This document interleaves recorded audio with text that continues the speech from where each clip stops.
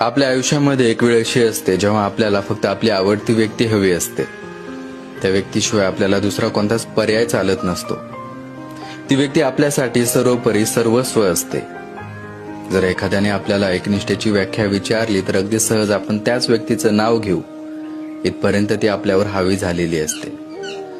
पण एक दिवस सगळं काय बदलून जातं.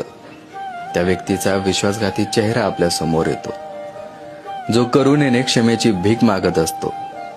एक मन म्हणतही असतं की माफ करून टाकावं, पण मनाच्या अंतःकरणातून आवाज येतो, माफी ही चुकीला असते, विश्वासघाताला नाही. विश्वासघातासाठी फक्त एकच पर्याय असतो, तो म्हणजे त्याग.